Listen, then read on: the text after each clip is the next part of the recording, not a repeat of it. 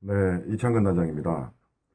생각난 김에 최근에 청와대의 얘기를 제가 저번에 했는데, 청와대에 대해서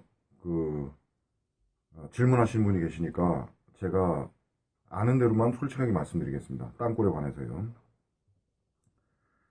일단 1996년도부터 탐사를 계속했죠. 청와대의 북악 스카이웨이부터 해가지고 밑에까지. 제가 땅굴에 출구는 개활지를 낸다고 했습니다. 그래서 개활지에서 교두보를 확보하고 거기에서 넘어온다. 그 다음에 두 번째 얘기는 절대 땅굴은 장거리 땅굴은 하나로서는 오지 않는다. 최소한 주선이 오면 보조선이 두 개 이상이 와서 최소 4개 또는 6개 정도의 복선을 깔고 와야만 서로 상호 호환 관계가 된다.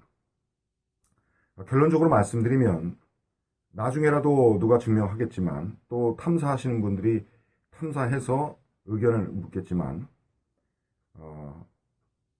우리가 탐사하는 땅굴을 탐사하는 방법은 징후가 우선입니다. 주민의 징후와 제보가 우선이고 두 번째는 라지에 스테지 엘로드 탐사법이고 그 다음에 물리 탐사를 하고 그 다음 물리 탐사한 즉시 청음을 합니다. 조그맣게 구멍을 내서 청음을 하고 그 청음을 해서 이상하다 그러면은 더 작은 구멍 5cm로 이제 양쪽을 5m, 5m 또는 10m, 7m를 벌려서 이렇게 시출을 합니다. 양쪽을요. 그러니까 갱도가 여기 있다면 갱도의 중심에서 또는 청음이 최고 많이 된 데에서 그러니까 청음은 우리는 세넥스라고 정보 요원들이 감청 도청하는 끼는 그거를 갖다가 공장에서 받아왔는데 지금은 뭐 소니 것도 있고 뭐 파나소닉도 있고 뭐 많이 있죠. 근데 우리는 그때 당시 세녹스라고 해서 요만한 게 있었습니다. 근데 그거를 갖다가 청음을 하는데 근데 청음이 감도가 똑같은 10으로 세팅을 해놓았는데도 불구하고 들었을 때 최고 많이 소리가 난대. 그 다음에 엘로드 반응이 서로 모르는 상태에서 탐사했을 때 일치되는 곳 그것에 이제 시추를 양쪽에 해서 물리 탐사를 하죠. 그걸 바로 토모그래피 탐사라고 하는데 토모그래피 탐사는 시추할 때도 작은 구멍으로 시추하기 때문에 음향이 저속이 되고 그 다음에 갱도가 20m다, 18m다, 또 22m라고 한다 그러면은 2m 정도를 띄워서 관통하지 않고 2, 3m 띄워가지고 만 시추를 합니다. 그 다음에 토모그래피 탐사는 50m, 60m를 탐사를 하죠. 그래서 그 안에서 물리 탐사를 하는 겁니다. 군이 갖고 있는 장비는 탄성박 탐사라고 있는데 이거는 화약을 터트리는 겁니다. 화약을 터트리고 한 곳에는 화약을 터트리고 이쪽에서 화약을 터트리는 소리를 정보를 수집하고 그렇게 해서 뭐 이렇게 나오거나 이렇게 오스랑 컴퍼스로 이상대가 있으면 나오지요. 일단 그것도 국방부에서 파악을 못합니다. 그걸 완벽하게 교육을 가르쳐주고 해준 것이 미국의 그 만든 제노믹슨가 그 회사에 가서 교육을 받은 게 아니라 선배들부터 교육을 받은 거고 탐지과라고 하는 것은 말씀드리면 옛날에 김모흥 장군이 25사단 마치고 가신 곳이 한미 야전군 부사령관으로 가셨는데 그 야전군 부사령관 그러니까 한미연합사는 합동참모본부의 역할밖에 안 되고 실제 병력을 갖다 운용할 수 있고 가용할 수 있고 전투력을 갖다가 직접 명령을 할 수 있는 곳은 이제 한미 야전군 부사령부입니다. 의정부에 있는 그 야전군 부사령부에 TNT 팀이라고 있었습니다. 미군이 한국하고 같이 땅굴을 지하를 탐사하는 그때 바로 만든 게 팸스, 라막스, 지오비스, 뭐 하이드로폰, 지오텍스, 뭐 지오콘 이런 장비들을 갖고 탐사를 했던 거죠. 그게 바로 쌍팔년도 이전에 받았던 물려받은 장비예요. 그리고 또 한미 야전군 부사령부가 해체되기 훨씬 전에 미군도 쓸모가 없다 그래서 효용성이 없다 그래서 포기한 장비들입니다.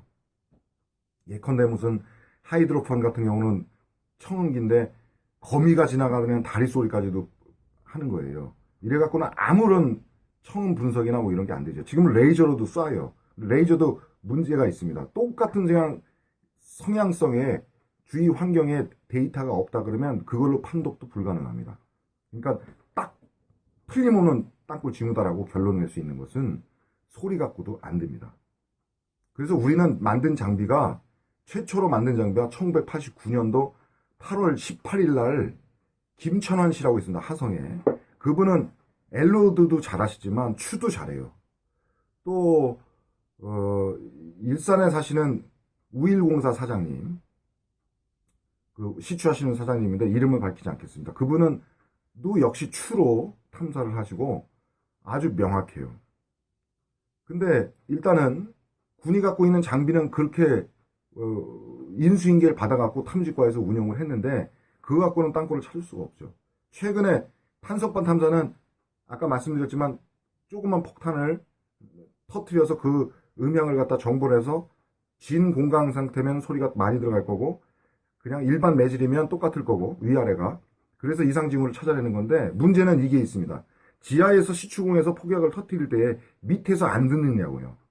갱도가 있다면 땅굴이 있다면 지하에 이민군들이 우리 말대로 전체 병력의 30% 이상이 우리나라 갱도에 다 진지화돼 있고 우리나라 진지에 들어와 있어서 감청구청을 한다고 주장하는 말이 맞다면 걔네들이 지하에서 폭약 터뜨리는 소리를 안 들을까요? 메어버리죠. 노출이 되지만 우리가 하는 것은 토모그래피 탐사를 해서 은밀히 시추를 해서 물리 탐사를 하는 겁니다. 물리 탐사. 그러니까 폭약이 아닌 물리 탐사. 이거를 최초로 시도한 게 바로 전데 그 전에는 사땅굴을 찾았던 진공 상태, 공진 상태, 탄성반 탐사 이걸로 찾았는데 그거보다도 더 업그레이드 시킬 것이 무엇이냐 라서 물리탐사 업체에서 대한민국에서 최고로 잘하신다는 조진동 박사님, 윤종열 박사님, 송강희 박사님 이 세 사람을 물리탐사 업체나 지질학이나 지구공학이나 자원공학 박사님들이 오히려 그분이 대한민국이 아니라 세계에서도 권위자다라고 인정해서 제가 찾아간 거예요. 땅굴 찾을 목적으로. 그 박사님들이 무슨 나한테 받는 돈이 좀 많다 그러면은 내가 해줄게 물리탐사 이럴 거예요. 인지상정이라 자기가 최고다라고 PR도 할 것이고 그렇지 않아요. 지질학이나 자원공학이나 물리탐사 업계에서는 상당히 겸손하고 겸허하십니다. 자기보다 낫다는 분에 관해서는 강력히 추천하고 나보다도 더 그분이 월등하십니다. 알아보면 그분이 스승이에요. 다. 강단에 서가지고 제자들을 가르쳤던 분들. 그리고 또 조진동 박사님은 탐지과에서 일을 의뢰받아서 일을 하셨던 분이고 윤종열 박사님은 그때 탐지과를 탐지처로 확대를 할 때에 의뢰를 받아서 서울대 대학원생들하고 같이 의뢰를 땅굴 찾으려고 의뢰를 했던 자문위원이었고 손강희 박사님은 글로버스 주식회사의 대표시지만 권위 있는 프린트 탐사의 1인자세요. 프린트 탐사라는 건 뭐냐면은 GPR 장비, 뭐 네모만한 거, 뭐 줄로 깔아놓고 지나다니면서 대각선으로 수십 번 탐사하는 거 있죠. 그럼 그런 분들도 15m 이상은 90% 이상의 데이터 자료를 검증할 수 없다. 이렇게 말씀하시는 겸허하신 분들이죠. 아무튼 제가 말씀드리고자 하는 것은 이러한 탐사를 해서 땅굴이 있다라고 하는 것을 얘기하는데 우리가 청와대에서 어디를 탐사했냐면 상명여자대학교 뒤편에 가서 물리탐사를 했죠. 거기에서도 징후가 나왔어요.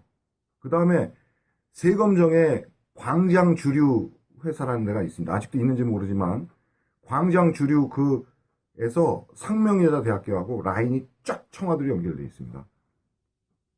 그리고 저번에도 제가 말씀드렸지만 인왕산 기슭 3부 능선에 기슭에 황학정이라는 데가 있습니다. 황학정이라는 것이 있는데 개활지지요. 활턴대 옛날에 궁중 활턴대 거기가 바로 우리는 청와대나 경복궁의 출구라고 보고 있습니다. 최근에는 제가 탐사를 안 했습니다. 왜냐하면 탐사해서 있다고 한들 믿지도 않을 것이고 또 거기에다가 벌금 수백만 원 내고 또 시추하다가 걸리면 78mm 이상은 신고 안 하면은 중죄에 해당합니다. 지금은. 그러니까 노트하고 비트가 78mm, 7cm 8mm 이하여만 그것도 지주의 동의를 얻어서 시출을 하고 허가를 내서 하는 겁니다. 제가 지금 이거 말씀드리는 것은 중론을 말씀드리면 청와대는 6개가 들어가 있고 갱도가 그 다음에 4개가 청와대를 가서 춘추관 바로 앞까지 서쪽까지 뚫고 대기하고 있고 심도는 15m에서 18m입니다. 더 이상 굵진 않으더라고요. 그 다음에 황학정에는 4개가 있어가지고 출구를 교도보로 확보해놨고 지하에 그 다음에 상명예자대학교 상명대학교입니다. 상명대학교 그 다음 광장주류백화점 그쪽에 출구를 내고 소위 저번에 말씀드린 것처럼 격실하고 광장을 만들어 놨습니다. 광장의 크기는 12m 곱하기 20m입니다. 제가 탐사하기. 그리고 요즘에 엘로드 가지고 탐사하시는 분들이 있는데 엘로드 탐사법은 내가 또 나중에 자세히 말씀드리겠지만 제일 먼저 제가 엘로드 잡으시는 분들한테 가르쳐 드리고 싶은 것은 국립도서관을 먼저 찾으십시오. 그래서 국립도서관을 가서 라디 에스테지 탐사 기법이라는 프랑스에서 만든 접현된 책을 먼저 빌려서 대여해서 읽어보십시오. 아니면 복사도 해줍니다. 그게 엘로드 탐사의 첫 번째였고 다우징 탐사 기법이라는 말은 틀립니다. 일본에서 나온 거고 다우적 그건 말이 맞는데 다우징 기법이라는 건 없습니다. 추후에 만들어진 거예요. 엘로드나 와이로드나 추는 라디 에스테지 탐사 기법에 있어서 수천 년 동안 조상 대대로 탐사해왔던 기법이에요. 우리가 화학자나 과학자, 물리학자들은 언사이언스를 믿습니다. 반물질이라는 걸 믿지요. 근데 증명된 바가 없지만 논리적이거나 물리학적으로 있어야 됩니다. 그런 것처럼 우리가 알 수 있는 모든 것들이 그런 경우가 있습니다. 이상입니다.